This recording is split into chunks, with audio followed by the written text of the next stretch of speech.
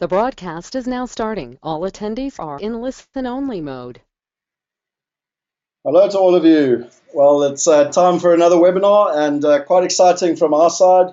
We've had an amazing couple of days and basically really what Dolf and I were looking to share was our experiences in terms of how it was, what we actually learned in terms of the whole, well, effectively one of the biggest property events in the world.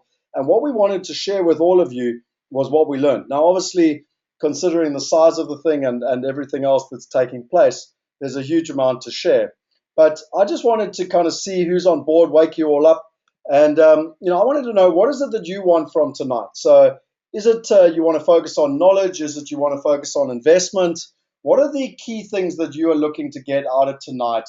How many of you have actually been to MIPIM before? I think, that's quite a good place to start. And just to get a sense of who we're dealing with, what people's expectations are, and what they want to get out of tonight. Tonight is going to be a different type of format. We've not got lots of PowerPoint slides to necessarily share with you. What we do have tonight, though, is really all the kind of the backdrop and the information. So we wanted to obviously share as much as we possibly can with you. But also, I think what's quite important is that we want to make it a very interactive session. So if you can let me know what it is you're looking to achieve. So at the moment, only Mark's told us what he wants. Tom's interested in interest rates in the medium term. So again, these are great. I got asked a very strong question today by a reporter from the US about some of the major macro trends. Clive's looking for us to enlighten on what the whole MIPIM is all about. Mark wants to look at investments in the USA and Australia. Kanya wants to look at property trends over the next 3 years. Andrew's looking at the latest global trends, US interest rates. Danielle is looking at investment information. So, I mean, that's probably about 10 of you that have put through your notes. For those of you who don't know, it's in the top right corner. And I'd really just appreciate, I'm going to take a little bit of time just to let people put it in, because I'm a big believer that if you turn up to something and you don't know why you've turned up in the first place, well, then the chances of you getting the information are pretty remote. And also when you consider that our speciality here is to share and to kind of, not off the cuff, but really to kind of improvise based on the questions and to focus on what people want. I mean, the event is a 4-day event, so we can't really share it in less than an hour or so. Louise asking where and in what to invest. Pierre's looking for opportunities for the small investor, non-accredited, e.g. crowdfunding. Pierre, we've managed to get around the accredited investor thing.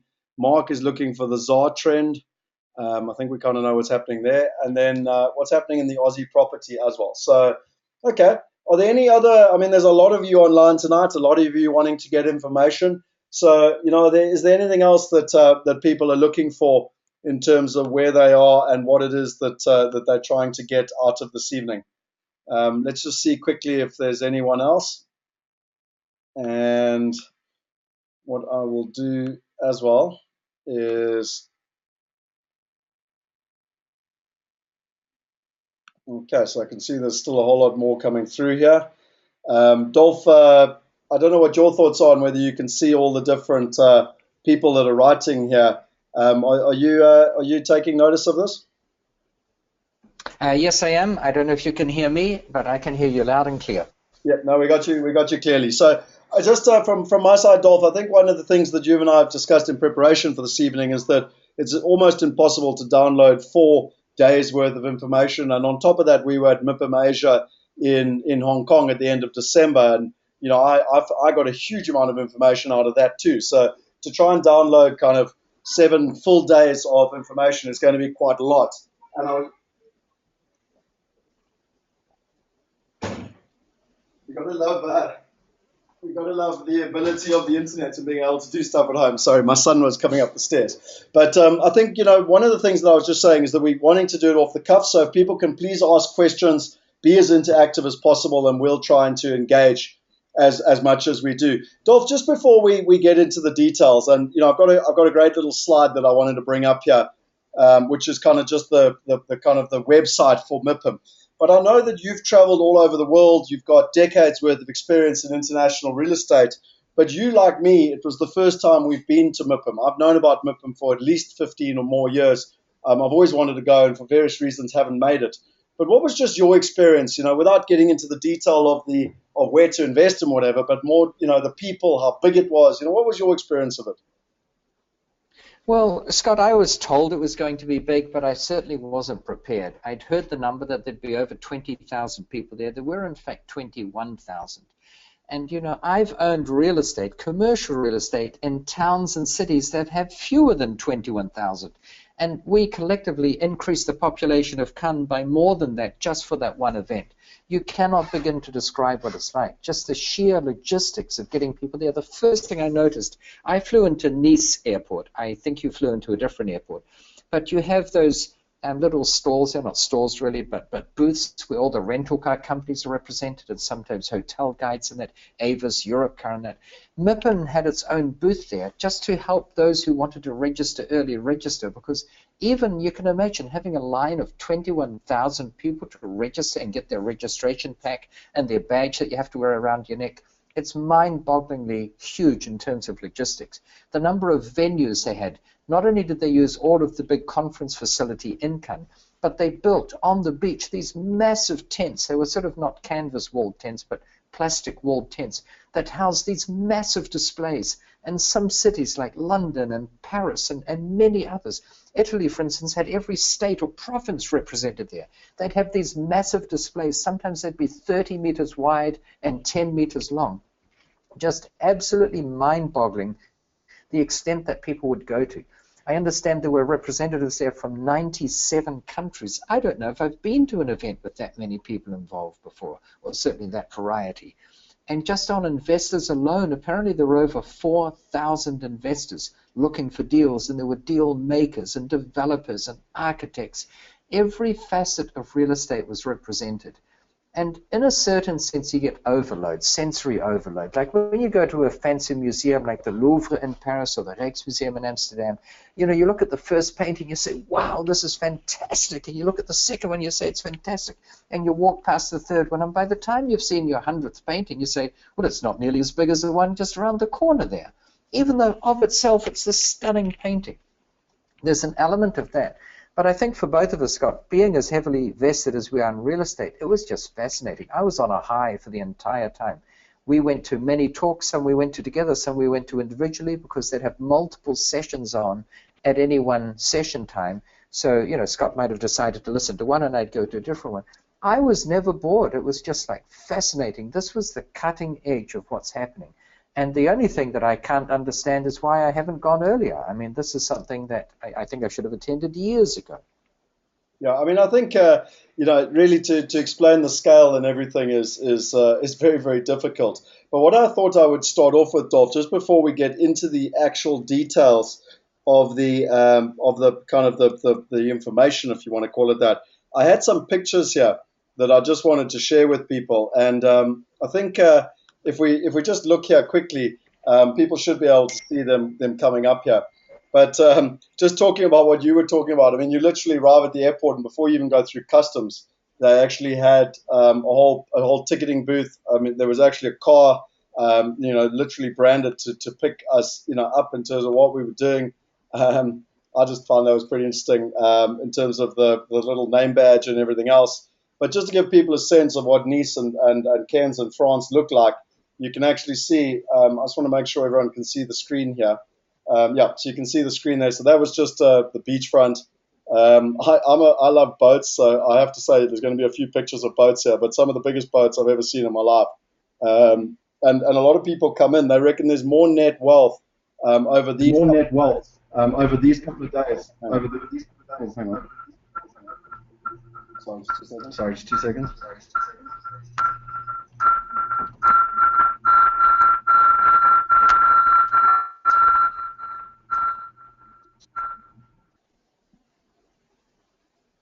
Sorry, my other laptop suddenly switched on. But there's more net wealth over these 4 days in Cannes than there's at any other time of the year, even when the film festival's on. So it's pretty interesting. Literally the biggest, the best, the governments, the institutions are in town. You can see I just thought I'd take some pictures. So it's pretty French-like, and I mean, these were the piers. This was looking out in the evening towards Cairns, and this was actually in the morning. I went running every morning, and this was the sun coming up on the morning of our very first day. And then this was Dolf and I and Adrian Masseray got invited to a private breakfast before the function actually started. It was up on a, what do you call it, Dolf? Penthouse up at the top. Penthouse terrace. Yeah, house terrace. And you can see I just took some pictures. So that was looking left, and then this is the main venue. So it's a whole conference area. If I go back on that picture, you can actually see those big tents that Dolf was talking about. I think that one there is Istanbul, Turkey. This one over here is London. Paris was around the corner, and they're all over the place, these big cities, basically. So you can see the main entrance there to it. And then if you're looking back this way, you can see all the boats in the harbor. It was one of at least 6 harbors I saw. And a lot of people rent boats, and that's where they have a lot of their meetings and everything else. So it was really just to try. I just want to give you some pictures just to give you an idea. This was to give you a concept of what Dolf was talking about. There were so many different talks in so many different rooms that you had to literally be able to choose in terms of where we were. And one of the things we were quite excited about is that Wealth Migrate got invited. You can see over here to the right, we actually got invited to the main presentation, which was the whole digital revolution and the disruptors part of it. If you look here, this is just some slides, and we're going to go into this in more detail. But this was one of the biggest presentations on the emerging trends in the top cities, and Dolf and I are going to go into that in more detail. These were some of the contributors, and I mean, really, when you look at the people and who was behind it, you're dealing with some of the biggest and the best in real estate worldwide. In terms of those numbers Dolf was talking about, I actually put the picture in here just so that you can see that we're not talking rubbish. And you can see the participants there, 21,000. On top of that, there's another 9,000 visitors. You can see the stands, you can see the square meters, and you can see the investors that it makes up. We had to go to, what was it called, Dolf? Like it was like for beginners, like a course to go on so that you could figure out your way around on the morning. Oh, yeah, the little introduction at the beginning, yes, and that was of itself massive.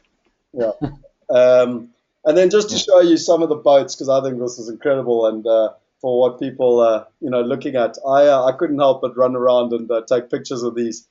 This was one of the major events that I told you that we were part of with the whole digital economy and the whole crowdfunding aspect, which I found fascinating. There were more than 7 presentations on crowdfunding alone and other digital disruptions in terms of where we were. And this is what, Dolf, you were talking about, which really blew my mind. Henny told us that it happened, but it's hard to imagine until you see it. This is a model of the entire city of London. Now, I know that you've probably seen developers build a model of their building, but I'm not sure you've ever seen a model of an entire city. And that was the small model. There was the big model. So you can see there's Canary Wharf with the Thames coming around, and literally every building for the whole of London. I mean, it was the scale is, and you must understand that Paris had the same thing, Istanbul had the same thing, and all these other, Moscow and all these other big cities. One of the things we're going to discuss today is the commercial real estate and how the banks see it. I know a lot of people asked about interest rates, so that's something that we'll be bringing up, and that was very key to this session. This one here was very interesting of how it was at a smaller venue, but it was how the online platforms are effectively disrupting the traditional banks in terms of lending and some of the points. This was actually a poll. You can see the guys there from Fundrise, Realty Mogul, and Comstack, which are 3 of the more successful companies out of America, and they had online polls in terms of whether it was going to have an impact on the market. And then, Dolf, I had to throw this in, but on the last night, you and I I was certainly quite impressed by the car that you drove for the week, but I thought I'd take a picture of it. Yes, you have to understand, folks, when you're over there and you pull up in your fancy boat, you can't pull up in a little Fiat Bambina or a Volkswagen Beetle. You've got to have the right car to move onto your boat from. So, anyway, facetiously, we saw this on the last night, and it's one of the better looking cars I've ever seen. So I just thought I would take a picture and share with people kind of the opulence that was there. And then the last 2 or 3 pictures, these were some pictures of the big boats. The first boats I saw you were just the small little peasant boats. These were kind of the real boats, which I found on the last morning. You can see that I liked Raoul. I don't know if most people know where Georgetown is. I found it quite interesting. It's in the Canary Islands, where it's a tax haven, and you'll be surprised how many of the boats come from Canary Islands. But you can see the boats there. When I talk about boats, I'm not talking about a speedboat in terms of where we're at. So I think that just gives people a perspective of the size and the scale and really what happened. And Dolf, what I'd like to do now is that you've obviously can see the different questions coming in and and what is actually happening. But what I really wanted to do was to run through, the different elements and the different components as to what, the major threats were and the major market sentiments. And I'd appreciate from your side, Dolf, if you wanted to kind of give, we've already had some questions come through here, and I'd love to know what your thoughts were on what you heard, and I can give my inputs, but also what you heard in terms of, as an example, we've got interest rates here. What you heard in terms of where interest rates are going in the UK and what is happening in the UK, etc. Not the UK, sorry, the USA, and some of the more macro components that you came across yourself, and then I'll actually go into that report. All right. Well, you mentioned interest rates, where interest rates are going. That is always a question that I get asked a lot. And the truth is we don't know. We can only predict. We can only assume and guess. Interest rates have been held artificially low in the States as a way of stimulating the economy.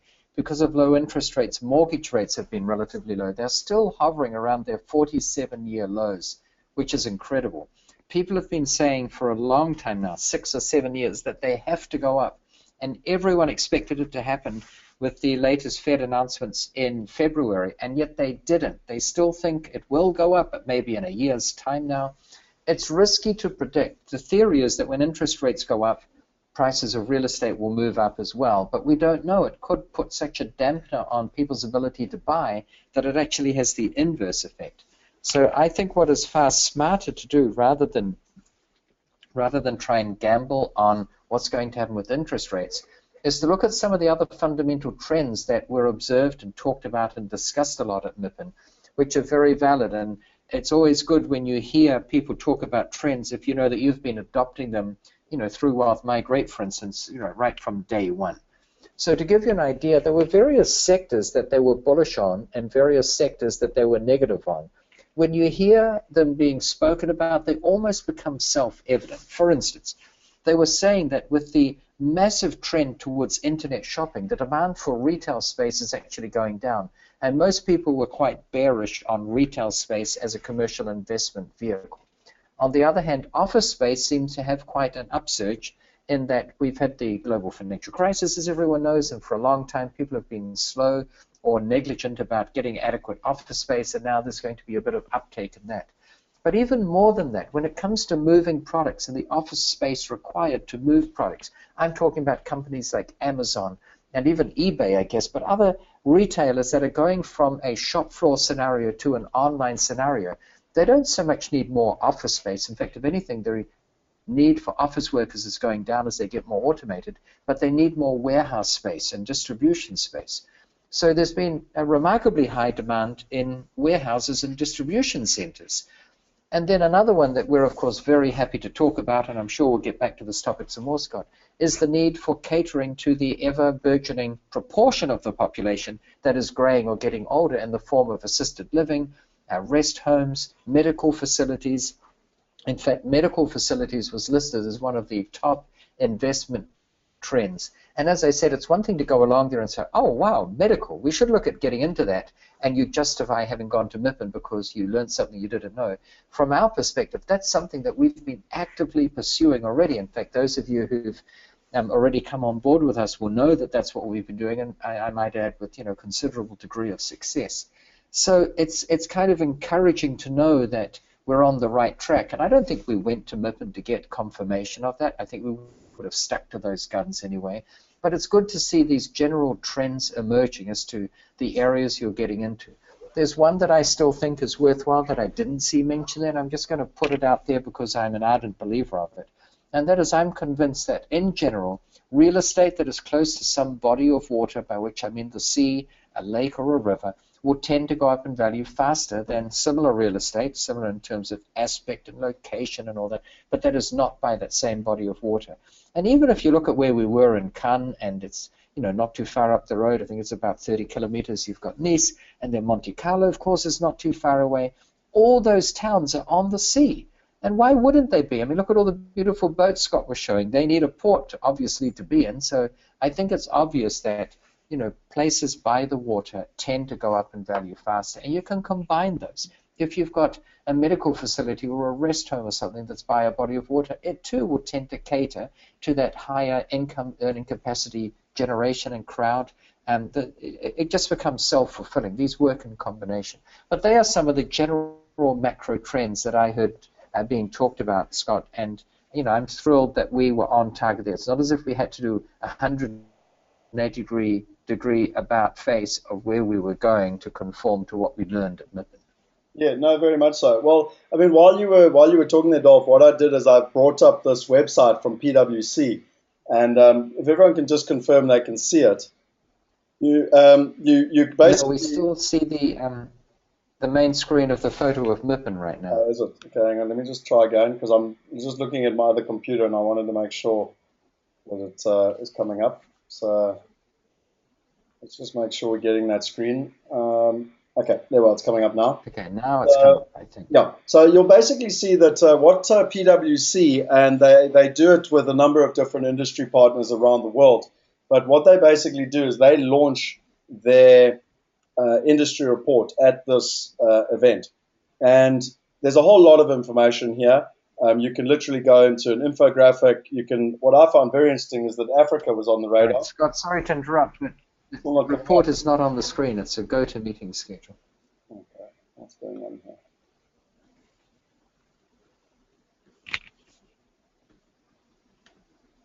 Let's just look here quickly. Coming up now. Yeah, there it is. Now we've got it.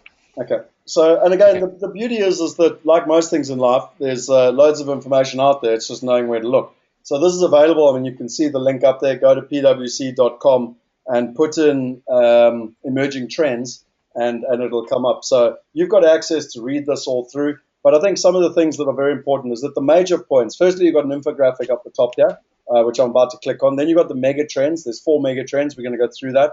I found it very interesting that Africa was on the radar. Africa was not on the radar in MIPIM Asia, literally 3 months ago, but it was now. We've got the capital flows around the globe, and we've got sustained performance. So it's really, really interesting. And I'm just going to click on the infographic first, but you can actually see just some of the things that they're expecting. So firstly, they're expecting it to be busier in 2015. They're expecting the problem. They talk about the wall of capital. And what that really is, and I'm going to go into that in more detail for you, but ultimately it's Asian money specifically coming out of China that's going all across the world, but primarily looking at primary assets in Europe, Australia, and America. They started in London, and now they're looking to other European cities, and they call it the wall of capital. And what they mean by the shortage of core assets is that they're saying there's just not enough good assets left with decent returns in what they call primary markets.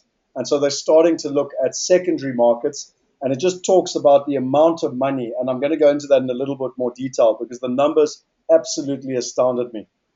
You can see here in terms of the different investors, what they're looking for, and the balance. I'm not going to go into this into a huge amount of detail because these mega trends is what we're now going to focus on, and mostly the demographics in terms of where and everything else. So what I now want to do is ultimately move into the actual report. And again, I mean, you've all got the ability to read a report, so I'm not going to go into it. But I think, Dolf, you and I discussed this last night when we were planning this. And some of the things that are very, very, very important is this base breakdown in terms of the capital flow. So I just want to check that everyone's on the right graph here. We should have capital flows coming up. Can we see the capital flows? Now we've got the global outlook for 2015 on the top of the screen. Okay. It's got to wait a little bit always for the internet.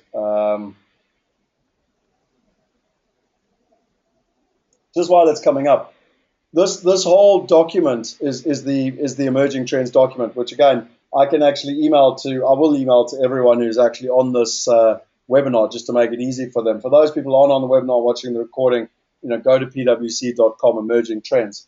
But it should be coming up now. Sorry, you've got to love South African internet. But the capital flows are obviously primarily from the east to the west, and it talks in a huge amount of detail But then what it actually also talks about, and what I want to focus on tonight, is really the trends. And you can actually see here the Chinese investment activity in US commercial real estate and what they've been focusing on in 2007 to 2013 versus 2014. And this is quite interesting in terms of the breakdown of where they're focusing between office.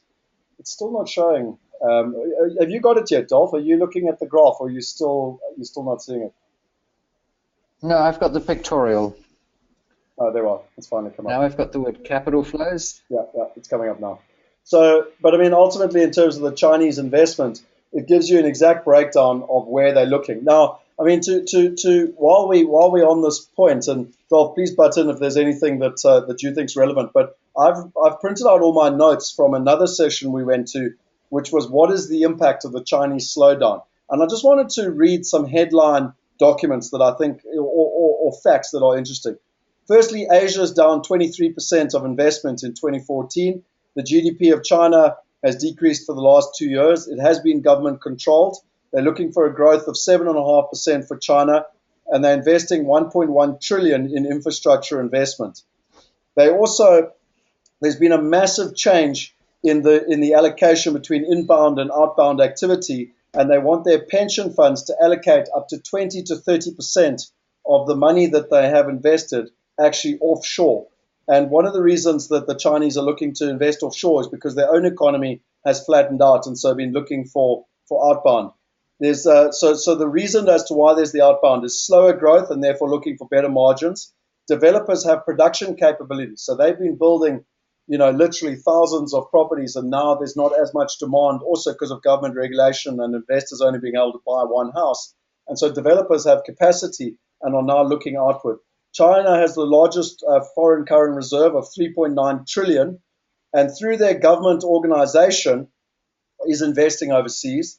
Their insurance market and pension market is actually quite new. Insurance and pension, they didn't really have 20 years ago. It's worth 1.66 trillion US dollars, and they're looking for a net return of about 5%. And they're looking at the moment, their current exposure to real estate is 2%, and they're looking to increase that to between 15 to 20% of their portfolio over the next coming years. They're looking for risk diversification. A lot of the things you might notice here from South Africa, they're looking for a buffer from political. So there's been challenges in terms of corruption and what's happening, and diversification. They're looking for immigration. There were some very interesting stats that came out as to why people immigrate and why they invest overseas. And immigration was right up there, virtually almost equal to the investment capabilities. They're looking at education. They're looking at a hedge against currency. And the last thing that I think I've mentioned already is the focus away from primary cities to secondary markets. And they spoke of Dublin, Berlin, cities in Australia, Japan, and other UK cities. They spoke of there's massive liquidity in Asia that's looking for markets, but they're also becoming a lot more sophisticated as to where they're looking to invest. And then in terms of what it is that they're looking for is that they're looking for changes in the build. So in the past, they were looking to just buy houses and apartments, but now they're looking to look for more sophisticated investment, not just basic residential development. They're looking for urbanization projects. They're looking for large projects. One of the numbers I found astounding is that they get frustrated because the projects are too small. They like to look at stuff that is 300 billion US dollars to $1 billion US dollars plus or more, and most projects are too small for them. I don't know, Dolf, if you've got any thoughts on on that, but I found that astounding. No, I agree with you that the numbers are mind-boggling, especially from the perspective of that they have that sort of minimum of 300 million or whatever. I found that just mind-boggling, whereas I would have thought that they'd be interested in much smaller deals, but they're not. Now, that can be good news for us. I mean, Scott and I always had the sense of thinking, all right, this is the trends, the macro trends that's happening. How does this affect us? How can we benefit from that? How can we avoid that challenge, whatever? And this actually is good news for us because it means they're not our direct competition. Even though a lot of these Chinese firms, you can understand when they go from 2% to 20%, that is massive. The dollars involved in that is they can swamp the market easily. But fortunately, they're not our direct competition because they're in a different area of the market, a different financial sector, if you like. Yeah, I mean, they actually said, which I found fascinating, Berlin as a city is too small. They like to do bigger deals. They said that London is overvalued. I know that a number of people have asked about the London market, which I will go into in more detail, but it came through consistently, and I can read you a whole lot of things about London. They're also worried about the pound and obviously currency because they tend to invest in three currencies. One is euro and one is US dollars. The institutional investors are looking at 10-year plus, and their cash-on-cash yield is 5%, which I've already mentioned. They focus on which country first, then which city, then how they're going to do the asset management, what is the return, and what is the execution, which I find interesting because it's nothing too different to what we've been teaching. They are in it for the long haul, and the insurance companies are looking very much at a 10-year plus. They like mixed use, and they're used to getting 20% IRR returns in China, and now it's a kind of a split between the developers that are looking for more short-term returns and the institutional money that's looking for more longer-term returns. But I think when one looks at it, and to bring up that next slide, Dolf, which was the one you were talking about, is that you can see here the availability of all the different trends. But I know that there's not fantastic speed here, and so I wanted to bring up this next slide, which I found fascinating, which was ultimately the top cities and where the investment was around the world. And you can actually see there New York, it should be coming up now, but New York was number one, London was number two, Tokyo was number three, Los Angeles 4, San Francisco, then Paris, Washington, Chicago, Sydney, Dallas, Hong Kong, Boston, and interesting enough, Atlanta was number 13 in terms of investment.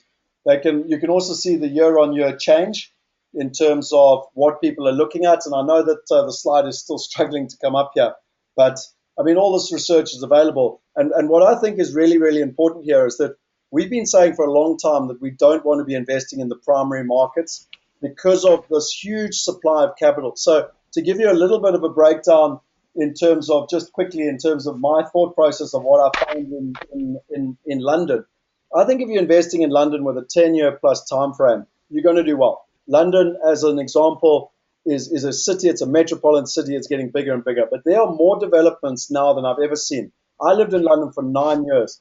More building starts were started in 2014 than ever before. There's construction absolutely everywhere. They used to joke in San Diego during the boom days that the national bird was the crane. And, I'm talking physical building crane. Well, there's more cranes now in the centre of London than there's ever been before. There's 170 cranes just in the CBD of London. In a little place called Wimbledon, which is Zone 3, which is where I live and where I bought my first house, or where I lived and I bought my first house, there's 45 developments taking place just in Wimbledon alone. Now, I used to say to people, I like London and I like places like Wimbledon because it's very hard to get an oversupply because ultimately you had to knock a house down to build another house. Well, what's happened is that the Tories have come into power, the Conservatives have come into power, and they've changed the planning regulation. And it's a lot easier to get planning now. They want densification, which long-term is not a bad thing. But in the short term, there is going to be an oversupply. So right across my fence, literally from my house across the fence, they have knocked down 4 houses. They're building 52 apartments. And that's one of 45 developments just in Wimbledon alone. And so my perception is I've seen this movie before. There's a massive oversupply, and most importantly, money in England is the cheapest it's ever been in 350 years. So it only takes a small movement up in terms of the interest rates, and then these properties will no longer be cash flow positive. The majority of the properties are being bought by foreign investors, and if you haven't, just type in the box if you want to see my full UK update. I'll email it to you. I made a video while I was there. But just to give you a quick headline numbers, what was really interesting to me was that the average British person can borrow 3.5 times their earnings, and if it's a couple, it's 4 times their earnings. If you take the average house in Wimbledon, literally at 600,000 or 700,000 pounds, that means that they need to be earning between 150,000 to 200,000 pounds to be able to afford that. Now, the average income in London alone is 21,000 pounds. There are very few people that are earning that type of money, and therefore it's only the foreign investors coming in. And when the foreign investors pull out, and they will pull out when interest rates go up, because I've seen this movie before, that's when you're going to have the problems because the locals can't invest. So I think, we found some good opportunities in London. For those that are interested in London, just write in there London and I can send you some more details. We're doing some significant due diligence at the moment on a commercial opportunity with 10-year leases with Tesco's. Sorry, not 10 years, 15-year leases with Tesco's. We've also got a residential development opportunity in Clapham Junction, which those of you know, Zone 2 is right on top of one of the main stations. But I just, wanted to kind of give you an overview. I think tread very, very carefully in London, and Andrew asked, is it the rest of the UK? Certainly at the moment, the UK is in a little bit of a mini boom when it comes to property. Everyone is feeling the wealth effect. Everyone, my friend's house, he bought it 5 years ago for £500,000. It's now worth £900,000. They all feel like rock stars. And, for me, it's not sustainable. It's not based on fundamentals. Dolf, I'm not sure if there's anything you want to mention just with regards to the UK before I bring up the different categories in the US and where they thought the real opportunities were in the US for investment. Well, just a couple of points. I mean, that slide you had before of the top 30 cities, it's interesting that Atlanta was number 13, but of the top 13, 8 of the cities were in the United States. So there's also a lot of talk that the United States is about to collapse. And on the internet, of course, they see lots of teaser videos which suggest it's inevitable, it's going to collapse before breakfast yesterday. It may well do. I don't want to say that it's not going to happen, but it's also got a lot of strong indicators. And the fact that of the top 14 cities, 8 of them are in the United States, I think that speaks a lot. However bad things are in the States and people complain about political situations and everything, there are still many, many more millions of people who would love to immigrate into the States than there are people who are desperate to expatriate. So I think we should keep that in mind.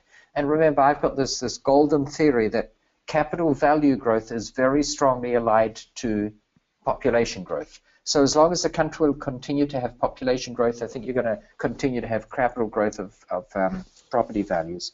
When it comes to London, there are 2 trends. A lot of the foreign investors really want some of what is called trophy cities. So in England, that would be London. In the United States, it would be San Francisco and New York. Scott mentioned before that there's also a trend where people are going for secondary cities.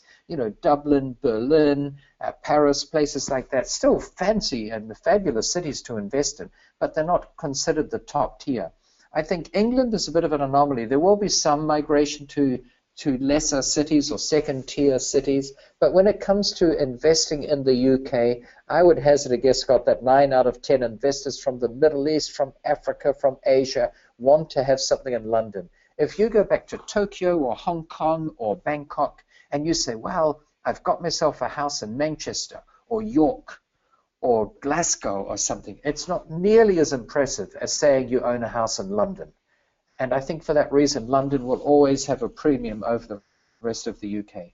Yeah, the challenge is at the moment, if you're buying an off-plan development from a developer, you're getting a net yield of between 2.2 and 2.5%. And, that it just doesn't make any financial sense.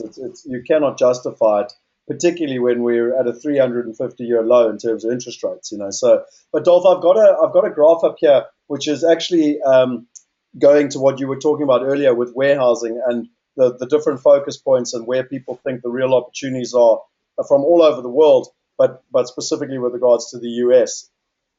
And I don't know if you can see your screen there, but it was the one that you were talking about. Yes, absolutely. And this sort of reiterates what we were saying before then. This is fascinating, this graph. And by the way, folks, this is research that's been conducted from a huge number of respondents. So this is really a consensus of where the market's at.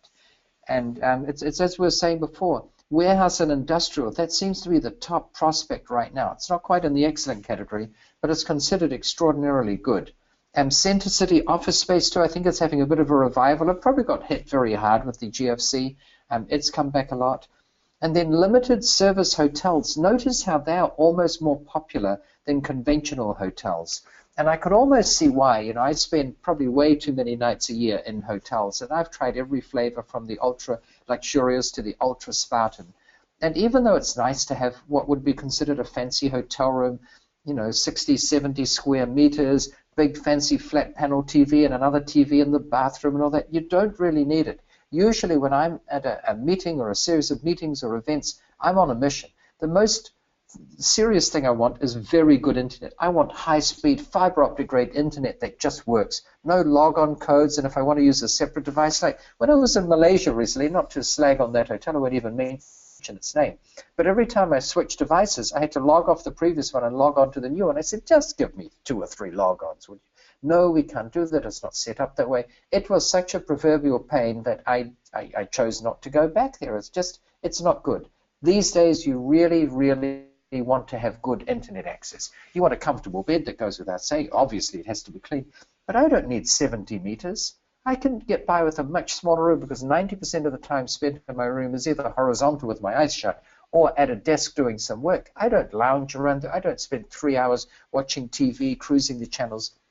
So I can see how this limited service hotel concept, where the rates are much better, they're very functional, none of the fancy trimmings. The analogy could be a bit like some of these low-cost airlines that don't offer you, the peanuts, which are invariably stale, and you don't really feel like them anyway, and you regret eating them afterwards. But you pay for them in some way, shape, or form.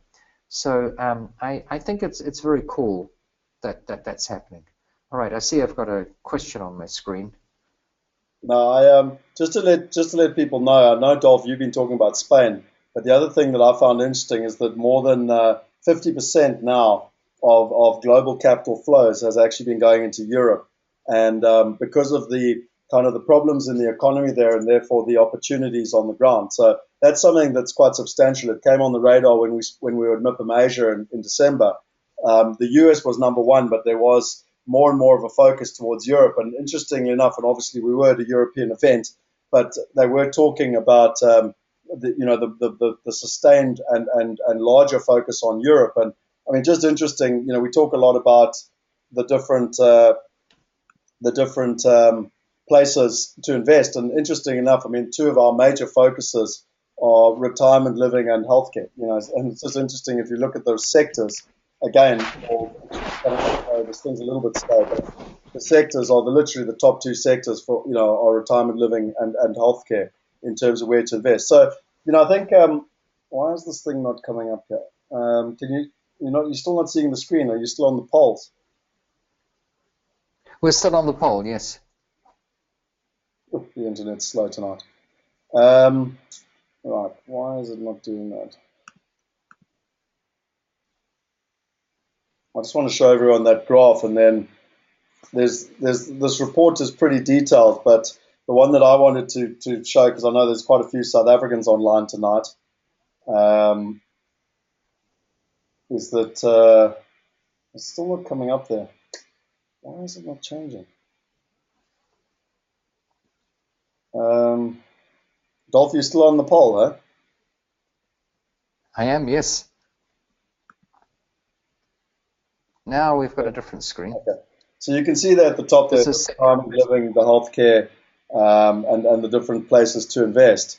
Again, we waited a little while for that to come up. I thought that was there.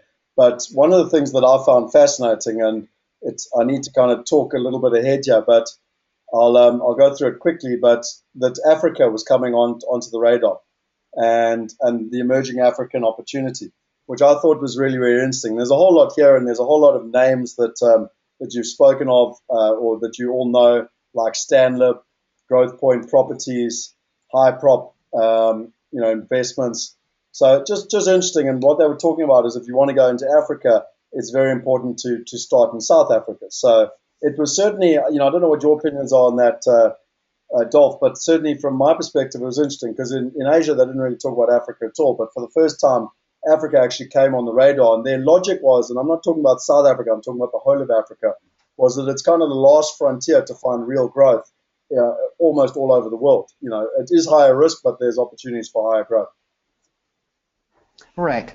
No, there's definitely a lot of interest in Africa. I think people see the potential, but they're also very astute at MIPIM. And, we heard counterbalance views. And the biggest challenge for the masses to go and invest in Africa, which I believe is probably one of the reasons why those on this call from South Africa are considering perhaps more the nationals of other countries to, invest overseas, is that you've also got a currency exchange rate fluctuation, to put it mildly, and you've got an exchange rate risk, to put it more bluntly.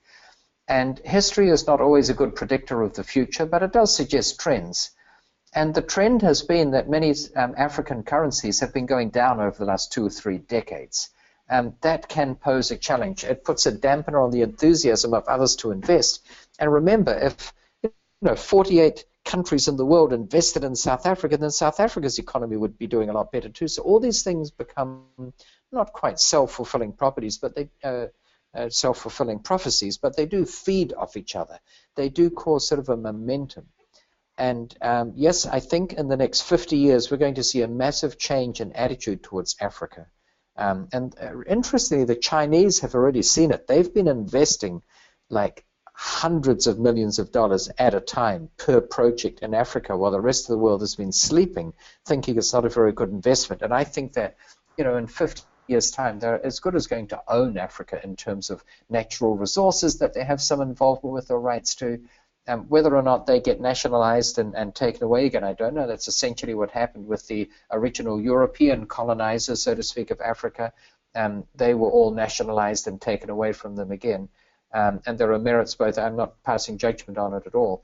But the rest of the world, other than China, has been traditionally very slow to take up the opportunity of investing in Africa, which does, by mere dint of its expanding population, coupled with the fact that a very large proportion of the population of Africa over the next quarter century is going to enter the ranks of the middle classes. I mean, that's happening in Nigeria. You see a lot of turmoil there. There's a lot of abject poverty there.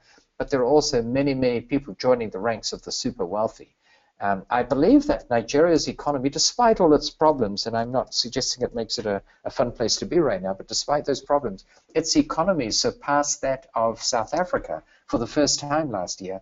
And it's not because South Africa's economy has been shrinking. It's just because Nigeria, it's got obviously oil revenue and other natural reserves, but also it's got this expanding population that is buying for the first time fridges and automobiles and kitchen utensils and appliances, and it's just got a massively expanding economy.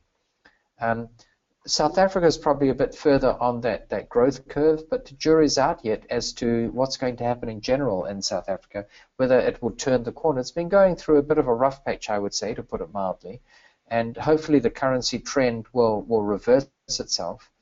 But either way, that makes a decision for South Africans as to, if you've got a lump of X 100,000 rand, do you keep it in South Africa or invest it overseas? It makes it slightly more complex. I think the chances of greater returns are high for investing in South Africa, but that comes at the price of having your investment denominated in a currency which is probably sliding faster than countries with currencies where the returns would not be quite as high. Just in my interest, Dolf, before I move on to the mega trends, I've got some comments here that I wrote down in my notes, and it was from Roger Orff from Apollo Global Management. And again, please go and look him up as to his credibility. But I mean, he was one of the main invited guests there. And a lot of people have asked about London. He spoke about the residential space in Zone 1 with gross yields of below 4%. He's got a lot of concerns about London because the levels are driving to the extraordinary. And he pretty much said Zone 1 and 2, the prices don't stack up. The prices don't make sense. Max Sinclair, the head of UK division for CRE, Wells Fargo Bank International, said that there was a major problem in residential in all major cities in terms of these tier 1 cities and the increase in prices and the fact that people can't actually own them and the social impact that that's having. And I think that really is a good segue to then move into these mega trends and really what is happening. And one of the reasons these prices are going up is this, they've got 4 major mega trends that they spoke about. And the first one was the rapid urbanization. And the one thing that astounded me with London was just how full it was. I traveled, I was there Friday, Saturday, Sunday, and it didn't matter whether it was Sunday evening at 6 o'clock. The tubes were full, the trains were full. There were so many people, and I don't know if it's because I've got used to living in Knysna, which I'm sure has a big impact. But they just felt like there were a hell of a lot more people than when I lived there from 99 to 2007. But this is one of the big trends, and it speaks here about the opportunities, the best bets in terms of where to look at. But before I move on, Dolf, is there anything that you want to talk about with regards to urbanization? Because I know that you've always spoken about population growth and the impact that has on major cities and the way things change because of it. Well, and just to almost state the obvious, I'm in general an observer of trends, and I conform and adapt my investment strategies to make sure that I'm in alignment with those trends. I think it's pointless to go against it.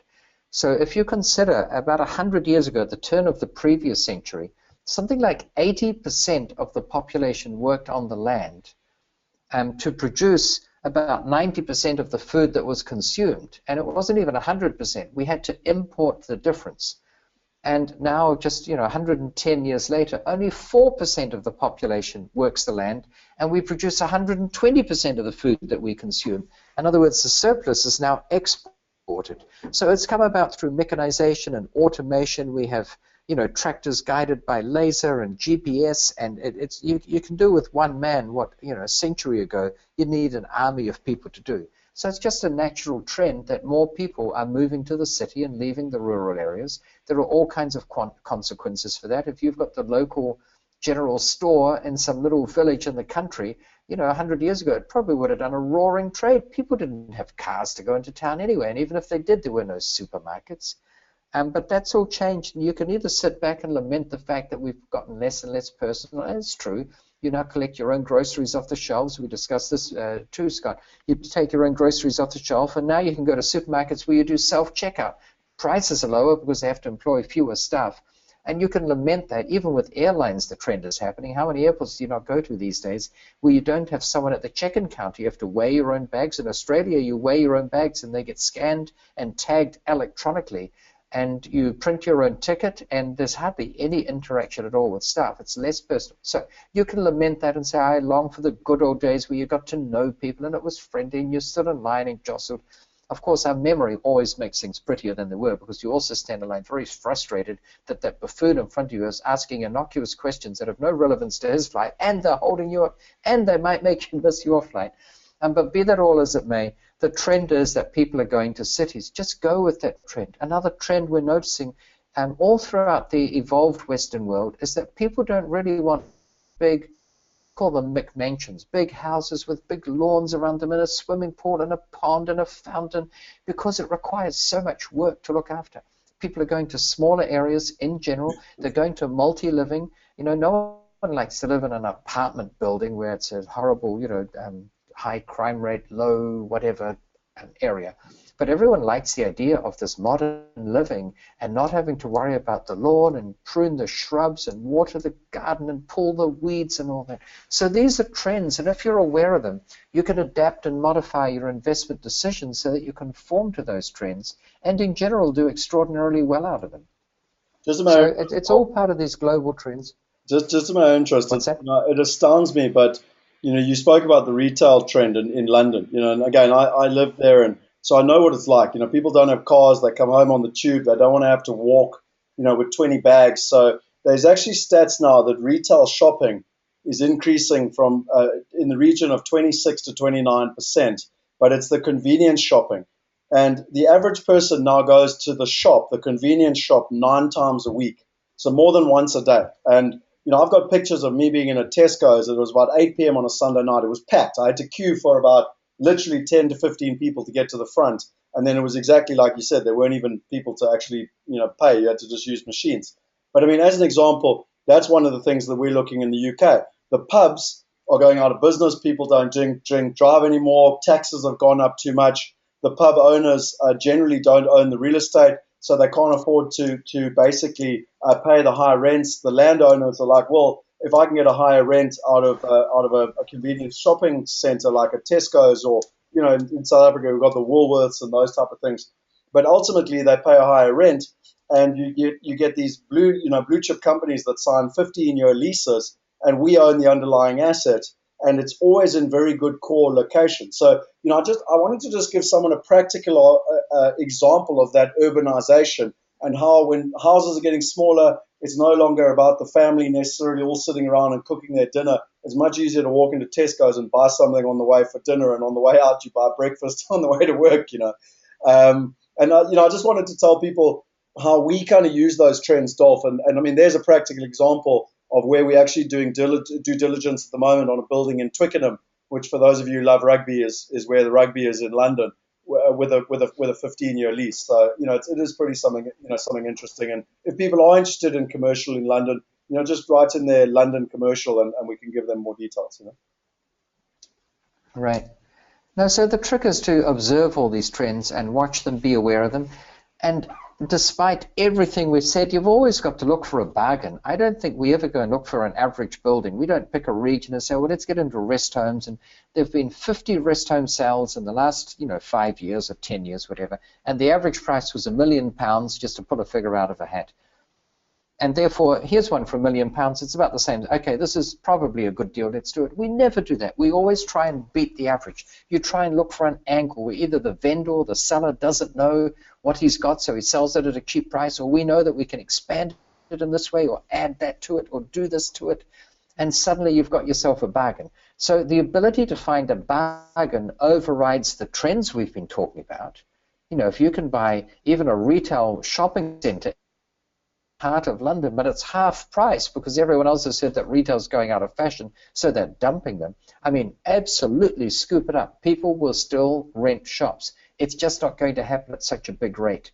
And what will happen is the good shops will stay in business. They're in good locations. Oxford Street will always have tenants in it. It's the fringe areas where they'll decline. And, they noticed in the States, for instance, that a lot of big boxes, they call them big box electronic stores, still had a lot of people going through them, but they weren't buying. And then they did some anonymous questioning, questionnaires, not by the storekeepers because they felt guilty about it. And they found out that what they were doing is because prices are so incredibly much cheaper on the internet, people bought their big box electronics items on the internet, but they still wanted to touch and feel them. So they'd go to the few stores that were remaining to actually feel them, so to speak, and see what they were like. But then they wouldn't buy there because for a start you have to pay sales tax, which you don't on the internet, state tax, and all kinds of other things. Shipping is usually free for items bought on the internet. So you could save 10, 15, 20% by going online. The stores can't compete, and nor should they. Would you rather go into a store and then figure out how to cart that big TV item home, or buy it online if you can save 20% and have it delivered to the door? It just makes sense. I mean, another major trend here was this whole demographics and social change, and I think we've pretty much spoken enough about it, but ultimately declining birth rates, increasing life expectancy, and this whole trend towards, particularly in the first world, medical and aged care, et cetera, which I think, we've gone into a lot of, but, with aging population, where they should be looking, and all this whole convenience, a lot of the stuff that we've been speaking about already. You can see here all the different student housing. It's something in Australia that we're looking at. We've actually got an opportunity in Australia, which is a student housing complex, which we're currently funding and investing in with some of our top investors here in South Africa. And, so really it's this consistent going back to the trends. In Australia, we've got the medical. In America, we've got the medical. In Australia, we're doing the aged care as well. And, and I mean, we even, at one point, we actually invested in the kind of the short-term, what's it called, basically, where entrepreneurs can come, like hot desking, basically, in a business in that, because it's very much all based on this, on these long-term trends. But, I think really, I mean, the social changes, I think, are fairly self-explanatory for everyone in terms of what they understand. The one that astounded me was the technological breakthroughs, the fact that literally 4 billion people will be online by 2030, and the impact that this is going to have. And I mean, Dolf, you were just mentioning it, and it was a good segue in with regards to the whole impact of e-commerce, what that's going to have to retail shopping centers, the whole convenience thing. And then obviously, there's a whole lot of things like big data and crowdsourcing, crowdfunding, and all the different components. And there were all these different sessions around the impacts that technology was now having on real estate. And I think we'd all agree that real estate is a pretty old age business. It's kind of been done the same way for, well over a century. And yet now it's slowly starting to morph and change. And I thought that what I found fascinating is that just in the crowdfunding space, 5 of the top global crowdfunders were actually at MIPIM. We had Prodigy, we had Fundrise, we had Realty Mogul, we had Lend Invest, and we had Wealth Migrate. And of those, we're all representing in different presentations and different talks. And I think that was a major sign that this has gone from early adoption to more seasoned and institutional and more mainstream from an investment perspective. Because MIPIM has been around 26 years. It's the oldest, biggest event, and for them to, I mean, you met with the guys that organize it, Dolf, and even they are old school by their own admittance. But this, was a dramatic shift for them to explain to people the technology and how it was changing. And I mean, I found it fascinating, this whole component of how they see technology changing real estate. Right, and we all forget how important it is, because when you consider that 7 years ago the iPhone didn't exist. Now I know some of you've got iPhones, some of you will have Androids, but Androids came after being spurred on by the iPhone. So 7 years ago, neither of these platforms existed. And when you think about it, for us to have gotten online and done a transaction, like even buying a TV online 7 or 8 years ago, or real estate for that matter, you would have had to have a computer. So you think about it, the way they evolved, the PC was sort of invented. It came out in 1980 by IBM. It was the original IBM PC Junior, I think it was called, with MS-DOS. They had those horrible green fluorescent displays and very basic. You had to type in all your commands. Anyway, the computer evolved so that by 2005, 2006, we could order things online. Very few people did it. Some predicted it was the way of the future. But it only really worked in the West, where we had homes and cars and refrigerators and landlines for telephones, and we had cellular phones, and now we had computers. And so suddenly we could order online. Well, in countries like China, with its 1.4 billion people, a lot of them didn't have fridges or televisions, let alone an original analog cellular phone, let alone a computer. It was just mind-blowing. They didn't even have copper lines into the house for telephones. They had no landlines. And if you fast forward now to 2015, we're in this bizarre situation that there are a lot of developing countries who still don't have copper wire landline phones, who still don't have fridges, who still don't have cars. But they're all going to get one of these smartphones, as they're called. In fact, they predict that before long there'll be 1 billion people in Africa with a smartphone. It's a mind-boggling number. The number of Google searches done on a smartphone for the first time last year exceeded the combined Google searches on all other platforms. So there are more people using smartphones to look for things than there are people with computers. And what that means is, up until 5, 6 years ago, the highly evolved and developed Western world, its citizens were the only ones who could really participate in the information technology revolution, because they were the only one with all the gear you needed. And the trend was that you own a fridge first, and then a microwave oven, and then a TV, and then a computer, and then a cellular phone, etc., etc. But all of a sudden, all it takes to join this massive revolution in technology is a smartphone. And you've got people all throughout Africa, but not only Africa, China as well, who still don't have many of those things, and yet they have a smartphone. And with that smartphone, they've got buying power, they've got voting power, they've got tremendous power that they didn't have before. The world is changing. I think anyone in a conventional industry that doesn't adapt itself to the online world, including investment houses and real estate investors in particular, are going to be relegated to the heap of useless things from the past. It's almost inevitable, and the pace of change is speeding up. So that's why, for me, it's so exciting to be part of it, at least to think that we are part of it. I think we are. You never know, of course. Oh, sorry, just a very quick one.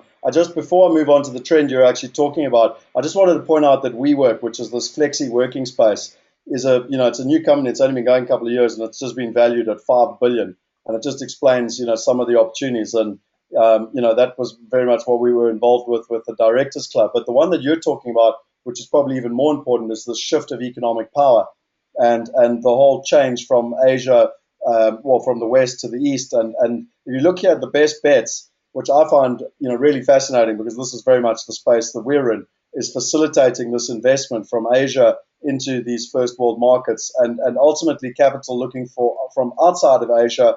And I mean, you've been talking, just as an example, about Indonesia for a very long time. Everyone knows about China, but what about India? Indonesia looking to diversify. And I just, to come back to people who have been asking about not just crowdfunding, but the big impact worldwide, is that this is obviously another massive mega trend that you're talking about in this change of economic power. Right. We do forget, Indonesia is the most populous nation in the southern hemisphere, and they've got tremendous reserves of natural resources. They're growing fast. They're going through that curve of entering the middle class. I think we often forget how powerful a nation like Indonesia is. We tend to think of them as being kind of third world and slow and lots of poverty and all that. If you think that, I think it's time to get on a plane and go there and just see what's happening. It is absolutely mind-blowing. The last trend But I yeah, want great to share, point, Desco. which again I think is really interesting, is the kind of the common sense one that a lot of people are obviously aware of, but is the whole climate change and resource scarcity. And I don't think we have to go into this in a huge amount of detail, but it's this whole going green and green buildings and solar. And I know again, Dolf, you've done a lot in this space in terms of energy efficiency, et cetera, et cetera. But I mean, it's just interesting. It's the same stuff coming up, but also, like you said earlier, why ignore the trends and really where macro-wise these mega trends are going? And if you put yourself in front of a trend, it's something I learned a long time ago. The people that make real money are where they see a long-term trend, they get in front of the trend and they benefit from it, because you really can't swim against the ocean. If it's coming in, it's coming in, so you might as well benefit from it. Right. Something I want to do. Sorry, Doc. No, I was just saying that's very true, and that's one of those things we mentioned a little while ago about looking at all these mega trends and conforming with your investment decisions so that you get the benefit of those. But there are also ways that you can beat the average by looking for special one-off situations. And I think what Scott's referring to as well is that, we have a series of things we can implement, technologies that we can apply to a building after we've acquired it, which may increase the cost by 3 or 4%, which can still add up to a lot of money. But as a percentage of the total, it's only 3 or 4%. But it can increase the value of the building by 20%. And again, I just want to remind everyone that what other investment vehicle can you think of where once you've bought it, you can spend another 4% and increase the value by 20%. And it's legal and it's legitimate, and you can do it with your eyes shut. And the opposition and the competition aren't doing it. It just, to me, it's a no-brainer, and that's why, one of the things I always like doing when we get a building or a cluster of buildings in our fold is to do literally a site inspection and see if we can't come up with half a dozen things that we could do to try and achieve that for that particular building. And when you get in the habit of that, when you can see how it's possible, and not just possible, but easy, and that it's repeatable, then you sort of get addicted to it. It's like a high you get, and you can't wait to inspect something that's now in the portfolio because you want to see what you can do to it to increase its value. Yeah, no, I think it's, in terms of, all the different questions that we've got here, I just wanted to share something with everyone. And I think let me just, if we've got the last poll that's open there, but I just need to find, where's my webcam? There it is. So I'm just going to switch my webcam on. And I just wanted to share with you quickly here, if everyone can take a look. I've closed that poll. You should be able to see my webcam now. And I'm actually holding up the crowdfunding industry report. Now, we haven't actually even sent an email out about this. I don't know which direction I need to hold it in. But it came out about a week ago, and just before MIPIM, actually. And I did put some stuff on social media. So for those of you who follow me on social media, but I will send an email. And if you want the crowdfunding report, just type in industry report or crowdfunding report. And it costs $500, but it's a very detailed document. It's 158 pages. It's A4. It's really quite a long read. It took me the best part of about 4 days. So, we've managed to, Carl has allowed us for our clients to get quite a significant discount. I think it's about $150 for the report. So obviously it's a thorough report for those that want to go and read it. It's very much an industry report. It's not a how-to-do crowdfunding. It's an industry report if you fully want to understand the scale and the scope. But just some headline numbers which I think are important. Firstly, the industry in 2014 did literally $1 billion. It's expected to do $2.5 billion in 2015 and $250 billion by 2020. The industrial and commercial space is expected to grow by about 250%, which I think is really, really interesting, because to date a lot of it's been focused on the kind of more cheaper entry-level residential stuff. There's 86 portals now worldwide that are focusing just on real estate crowdfunding. But one of the things that the objections we got from MIPIM that came through time and time again was that ultimately people are really worried that it's youngsters that don't really understand technology that are ultimately doing the presentations, or sorry, that are running the portals. And, I think it's a significant difference. Dolf and I were talking about just last night, or actually, sorry, earlier with Henny, in terms of the decades of experience we bring and the differentiator between. Well, but hang on, Scott, if I can interrupt. I think you misspoke. You meant that a lot of people fear that crowdfunding platforms are run by young people who do understand technology, but they don't really understand the real estate. Oh, sorry, did I get that the wrong way around? So they're good yeah, but no big deal. So they, they understand how to put up those websites and do all their fancy work so that it works on all platforms, on iPads and other tablets and iPhones and Android and computers. But they don't really understand what makes a good real estate deal. And in particular, if the market ever turns a little bit, they don't know how to handle that. So we don't claim to be the best at technology, although I think we're pretty good. But our forte, our strength, our core strength is that we're good at real estate. We've all done it for decades. We've got lots of deals under our belt. We've learned the hard way what doesn't work. We've made mistakes. And, we can find the talent to create the technology that works. But the big advantage we've got is twofold, really. One is we truly understand real estate. And secondly, we, more than I believe, all of those other 86 portals, we truly are global. Yeah, no, 100%. And, just two or three other little facts that I think would be really interesting. And I think, Dolf, maybe at some point, it was your idea, and I think it's a good idea. We should actually do a whole webinar just on this report. So I'm just really giving a very few couple of headline things. But a couple of people have asked about the difference between accredited and unaccredited. And something I found absolutely fascinating was that the McKinsey have just come out with a research document, and there's actually been a shift in asset allocation.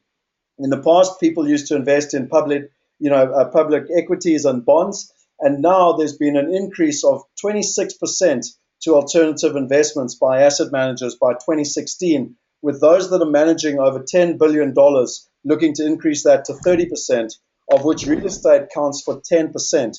And one of the massive arguments is that they're stopping, in America per se, they're stopping unaccredited investors from investing, but yet you can go out and gamble in Las Vegas, or you can go out and buy a house. And I mean, $8 trillion worth of value was lost in the real estate crash in America, 2008, 2009, but yet they don't have access to the same investments that the wealthy people are investing in. So wealthy people are moving to alternative investments, they're moving towards real estate, and yet the unaccredited, supposedly unwealthy, uneducated are not being allowed to do that. And there's this whole furore, and there's this huge discussion and debate.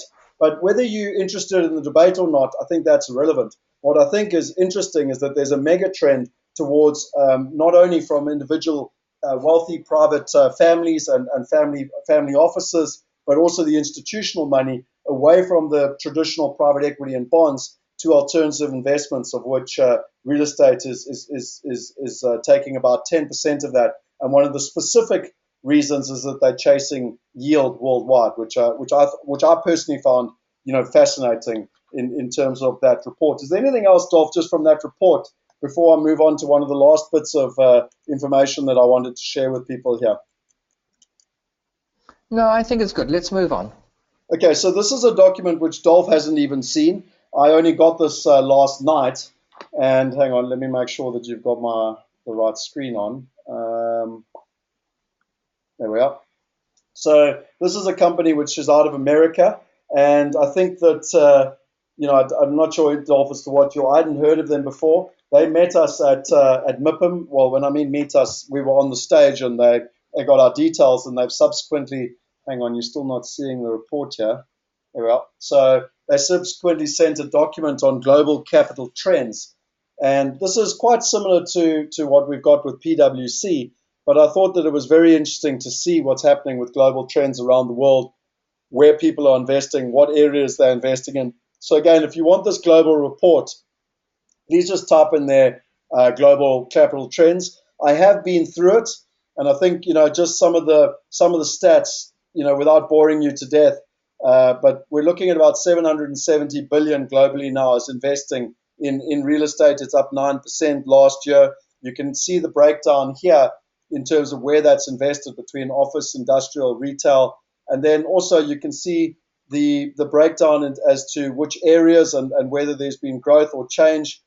The thing I like as well, there's a map where the where the investments are coming from in terms of an increase. So I mean, I'm showing Dolf this as much as I'm showing anyone else because I literally only went through it this afternoon.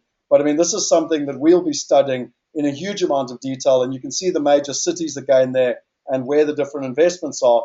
And the last thing I wanted to just share with you was that who the top investors are. And I think it's quite interesting that Blackstone, who the company that have invested billions of dollars in American residential housing, are still the biggest investor worldwide in terms of actually buying. But interesting enough, they're also one of the top sellers, which I found pretty interesting. And the last graph I wanted to share with you was this one, which is fascinating. And I know that it doesn't all fit on the screen at the same time, but it's all the capital flows between the countries. And I thought it was pretty interesting. If I rotate this over quickly, just all the way around, you can actually see that the USA to Great Britain was still the biggest flow, and then the USA to France, and then China to the USA was third. But anyway, it's fascinating seeing what's happening and where the world is moving, and most importantly, these massive trends. Now, I am conscious of the time. Sorry, Dolf, is there anything that you want to mention just on that? I know that I sprung that on you, but I only read it this afternoon. I haven't even emailed it out. No, I'm keen to read it properly too. That looks fascinating. And this graph you've got on the screen right now, the world map with all those capital flows, if that doesn't show that Wealth Migrate is operating in the correct sector, I don't know what is. Yeah, it's really what we're all about. No, very, very, very much so. I think it's fascinating, kind of where we are and what's happening. I think in terms of the crowdfunding thing, I think I'm going to leave that as a separate. We'll do that as a whole separate webinar. But just some of the people's concerns we've already spoken about. The age of people, their level of sophistication, their level of ability to understand markets and do due diligence, the fact that it's not too dissimilar to the syndication of the 80s. And we got a lot of resistance. Don't get me wrong, we were joking about it at some level that it felt a bit like we were going to a taxi owners convention and talking about Uber. But it is a trend. It is taking place, and there was equally a lot of very positive things. And the last thing that I thought that I really wanted to share with you was a very fascinating presentation that I was one of my favorite ones that I went to. And it hasn't got as much to do with real estate, but I just thought it would be interesting for people to stay relevant on. And it was the 11 things that you need to do from a business perspective to stay relevant in today's coming age. And just some of the things that this guy mentioned. And he had a really interesting name called MAD. And he comes from the Innovation Hub. And Dolf and I had a private meeting with him, and I found him fascinating. I know, Dolf, you were pretty intrigued by him as well.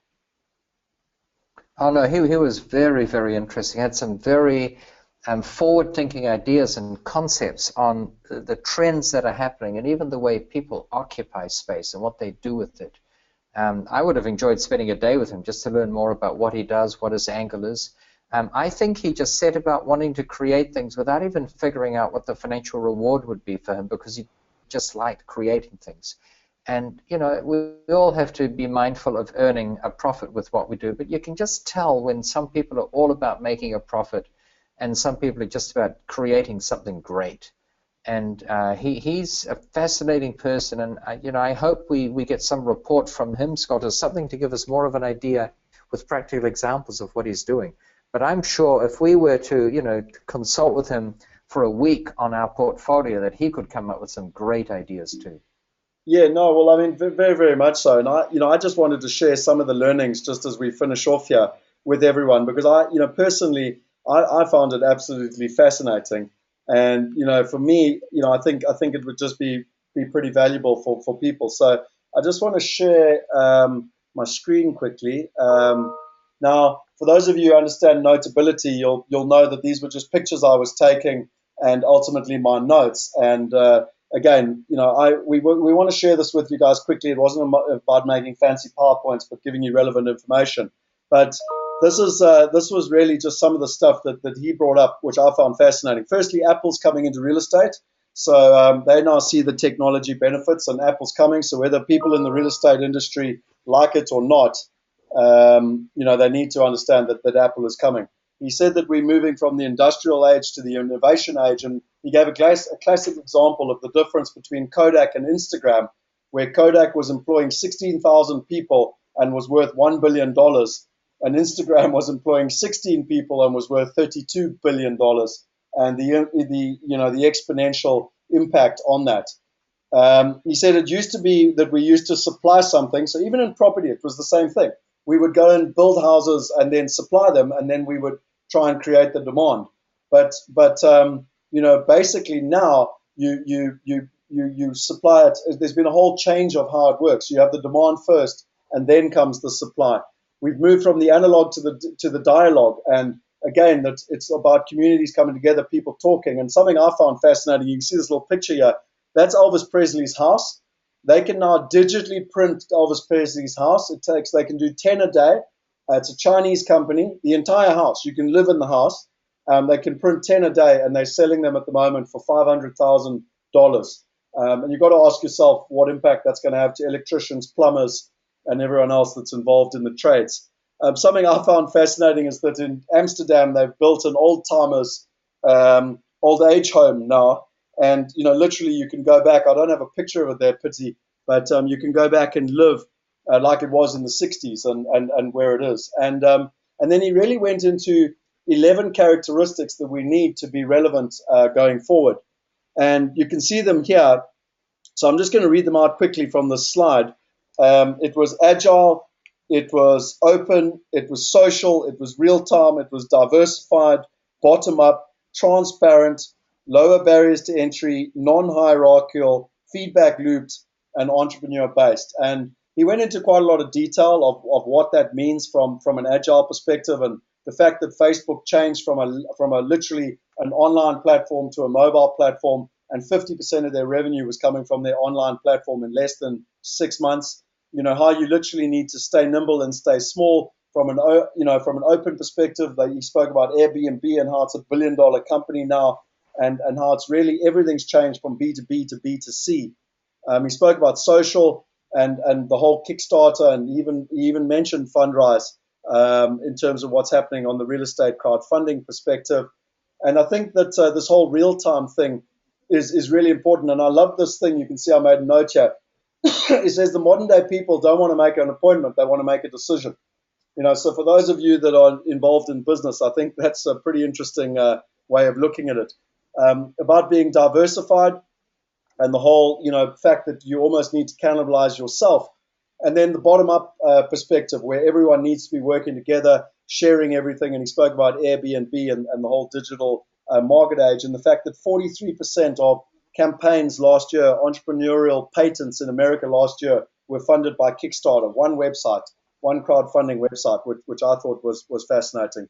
And then the whole transparency thing, which we speak a lot about. And then the real sad thing was that some lawyer was running the session, and I'm married to a lawyer, so I'm not rubbing lawyers up the wrong way, but just jumped up on stage and cut him off. He was only about 6 points through the 11. But, I can share this with people. If you want the 11 things, just ask for it, and I can email it to you. And the last two things that I just wanted to say to people before we move on is that same guy from Mads, asked the question, and he said, is Uber a taxi company or a legal company? And I'd just be interested to see what people's thoughts are on that.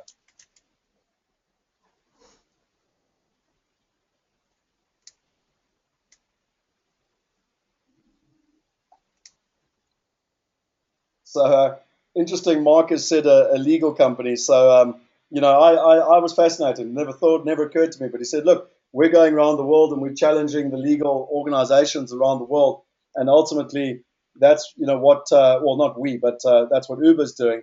And Dolf and I were talking about it, and there's actually so many similarities behind what they're doing and where we're going with real estate, and really trying to provide people with access to good quality investments. And the last thing before we get to the conclusion side here was that there was a fascinating presentation on banking and the impact that banking is actually having with regards to real estate, and ultimately how the traditional banking segment is really being impacted now. And the scale of companies like Lend Invest in the UK, that's gone from something like 140 million pounds to 360 million pounds in the last 12 months.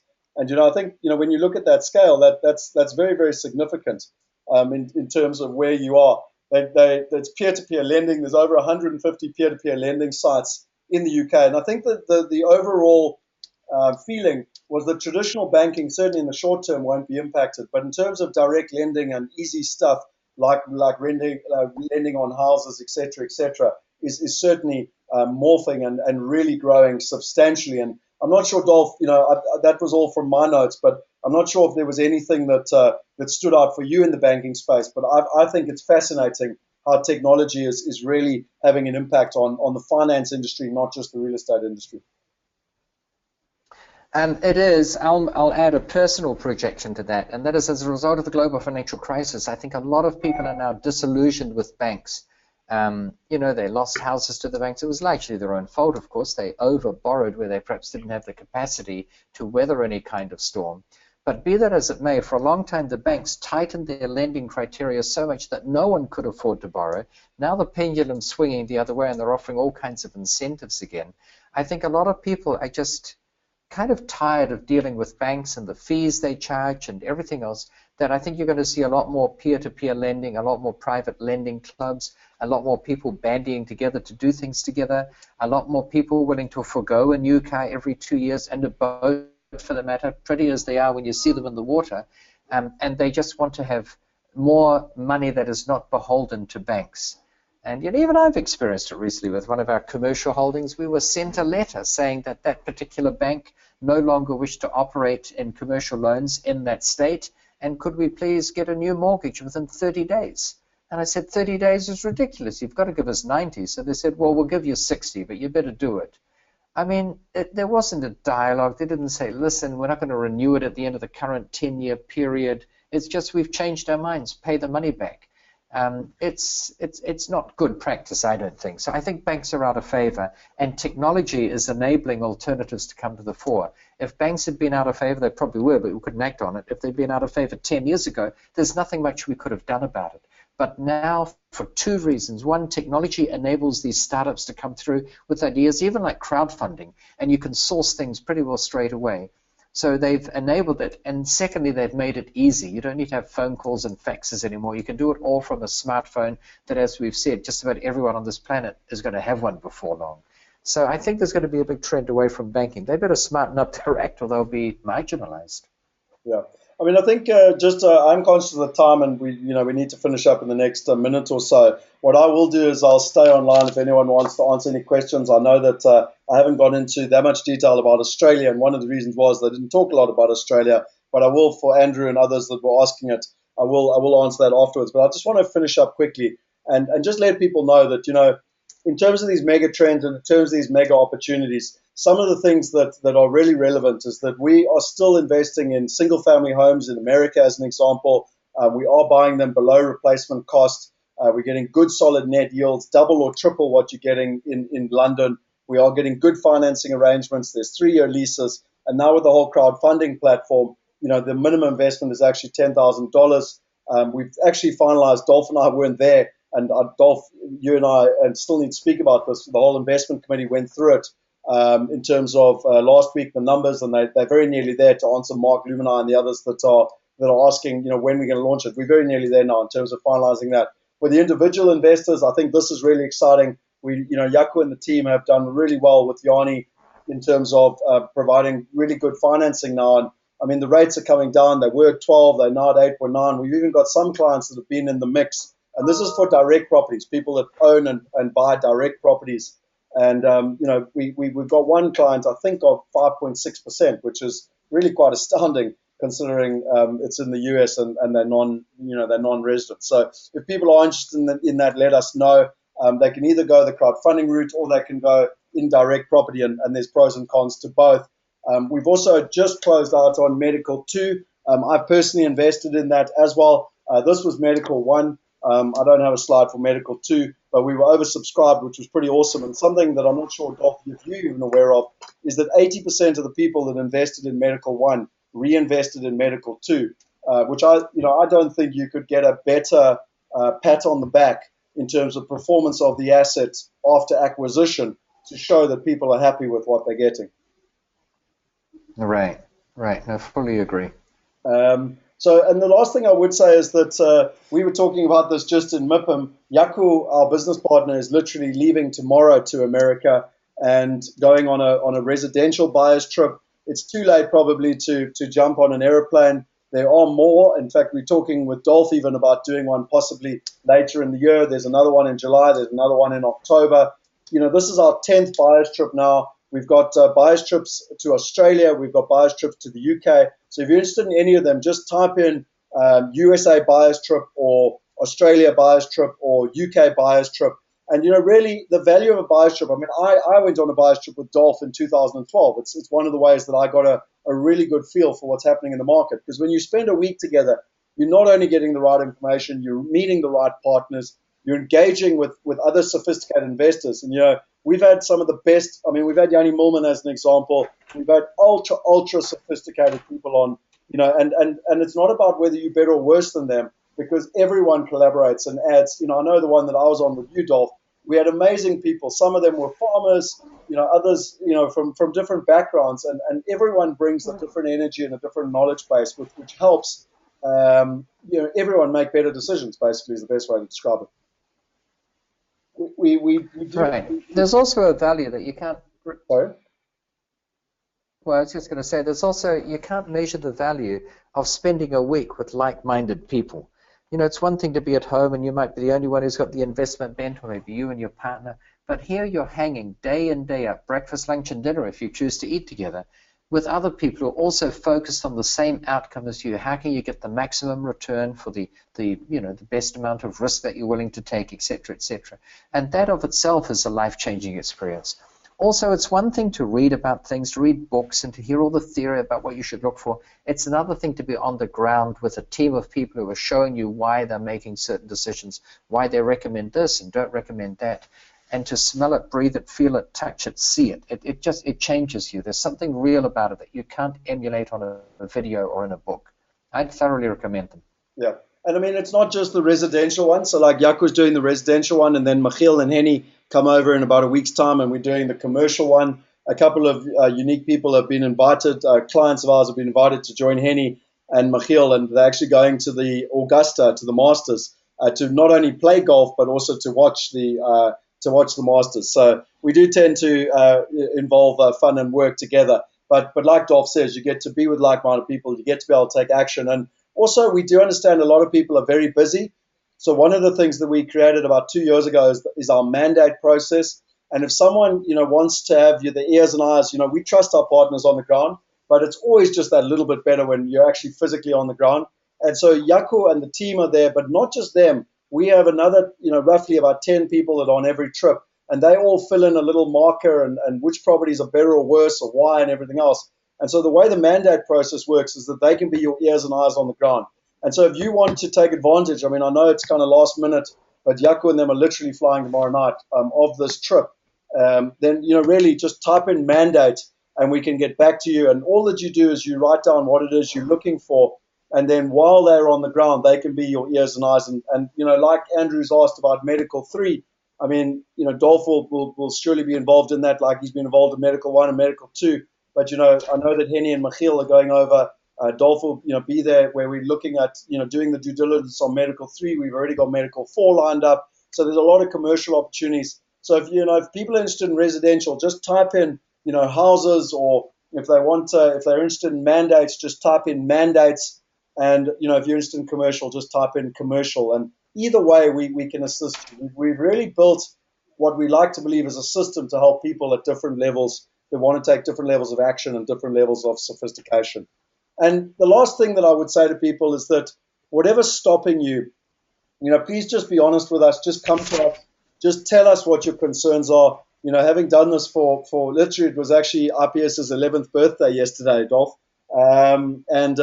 We've helped literally over 2,200 South Africans invest internationally. We've heard a lot of the challenges in the past, but I've also had the privilege of watching people that understood the challenge, took action. And, there's a lot of examples. I was looking at properties in Wimbledon in London that guys bought in 2006, 2007 for £440,000 that have literally doubled in value in pound terms along with having a passive positive income from day one. And that's not even talking about what happened with the Rand. And there's a lot of success stories in Australia, in the UK, and in America. There's also been the challenges, but we've been there to hold people's hands right the way through. And so if people are interested, please just talk to us, engage with us, engage with one of the asset managers, and, we'll be able to understand what your concerns are and ultimately be able to help you with solutions. And, really for me, in terms of the next steps, it's a case of tonight was hopefully just sharing with you. As you can see, Dolf and I have a huge amount of knowledge that we've gained, and it's really hard to share it all in an hour and a half, but we've tried to download as much as we possibly can. And I think really from our perspective, it's to hopefully listen to what we've shared with you, but most importantly to take action. I always tell people the story about how what I learned from my uncle is having the peace of mind of knowing that I've got global assets and that I'm not just in one country, one currency, or one asset class. Having that wealth preservation, investing in quality first world assets with quality partners in these various different markets, and then also having a plan B. And what that all amounts to for me is ultimately freedom. And, we always say we don't care where you want to live, we don't care where you want to send your kids to school or where they want to go to university or where you want to go on holiday or anything. But what we do care about, what we're deeply passionate about, is helping people to have that freedom of choice. And, I think, from my side, Dolf, I just want to thank you for being online tonight. I want to thank everyone else for being online. And, I'm always energized because, I think we have to thank everyone for being online more than they have to thank us. And the reason I say that is there's a lot of research out there that when you teach other people what you've learned, you actually internalize it and you learn more than if you just sit passively. So I know that I've certainly gained massively tonight by hopefully trying to synthesize everything we learned at MIPIM and share it with everyone else. So I want to thank everyone, including yourself, Dolf, for the opportunity. Well, thank you for that, but thank you too, Scott. Thank you for taking the lead and organizing it. And what Scott says is absolutely right, folks. You can do it all yourself, but it's so much easier to do it as a team, and the team decision is often, statistics show, better than individual decisions, even if you combine all those individual decisions when they're taken individually. So, share opinions, read books, but don't just rely on them. Go and see what's out there. See what alternatives are out there. And track records speak for themselves. So we always say success leaves clues. And you can't be in this business for, 11 years and a day in the case of IPS, or have 2,200 clients under your belt. That, that speaks heaps. That shows that you're doing something right. And, we're still learning. I always say I'm a student. I'll always and eternally be a student. There's always something new to learn. And there's sometimes things that you have to unlearn. But, the successful people are also the ones who have a willingness to learn. And if you're willing to learn and take some of it on board, challenge us. And anything you've heard that you think, well, I'm not sure about that, that's good if you have a challenging mind. Go for yourselves and see what it's all about and then make decisions. But remember one thing, when you're old and in your 90s or you're over 100, they say more and more people are living to be 100 anyway, you tend not to look back on life and regret the things you did that you shouldn't have done. You tend to regret the things that you didn't do that you could have done. And hopefully part of this call has inspired you to take some of the information that we learned from MIPIM and to think, all right, how can I apply that? What use can it possibly be to me? The hour and a half that some of you have invested just now to listen to this, how are you going to benefit from that? And even if it's just to say, all right, there's more to this game than I knew. I thought I knew it all. I'd read 3 books on real estate, but obviously there's a lot more to it. Find out. And then if you do choose to invest in whichever way, shape, or form that takes you, may it be a great investment, because at the end of the day, when you're retired, assuming you want to retire even, it's whatever you've invested that you're going to live off.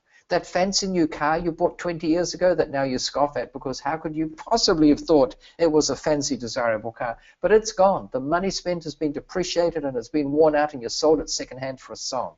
And that's all right. You're allowed to have those pleasures in life like a fancy car.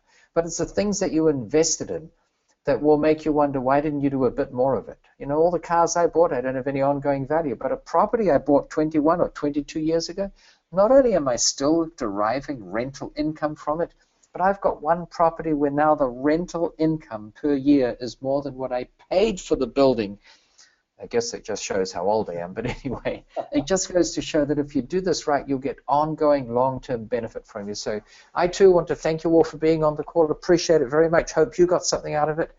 And speaking, I'm sure, on behalf of Scott as well, but I hope to see you soon, either on one of our buyers trips or an event, even if it's just to expand your thinking. If you just gain one idea from reading a book or listening to a call or going on a meeting, that idea could be worth 100,000 a year to you.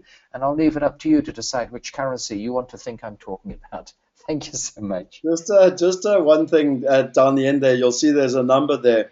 If anyone's got any good ideas as to what what you would want on a webinar, please text it to that number. Just write down the idea and text it to us. We're always looking. We've got a wealth of knowledge, but it's always easier for us if we know kind of where people are and what they're looking at. I mean, one of my examples was obviously, Dolf and I literally put this together in the last night. But when we were at MIPIM last week, but we're off to Hong Kong on Sunday, and we're going to be in Asia for 4 days, and then Dolph speaking in Malaysia, and then I'm in America, and then I'm having the privilege of spending time with Richard Branson for a week. And one of the webinars we want to do is to give feedback from lessons learned there. But whether it's these different trips or knowledge or in depth or more stuff, please text us. I would really appreciate it if people give us feedback, because the more we know how we can help, the more we can focus on empowering you to make the right decisions. And so I look forward to your feedback. I see that the questions have, I think we've answered most of them, Dolf, through the evening. But if there is anything else, send an SMS to that number, and we'll get the team to get back to you, and one of the team members will get back and ultimately be able to provide all this information. So I think that's enough for tonight. Thank you to everyone. Dolf, thanks for being online. As always, it's a pleasure, and I've had lots of fun sharing this information. Likewise. Thank you so much. Cheers, everyone. Bye then.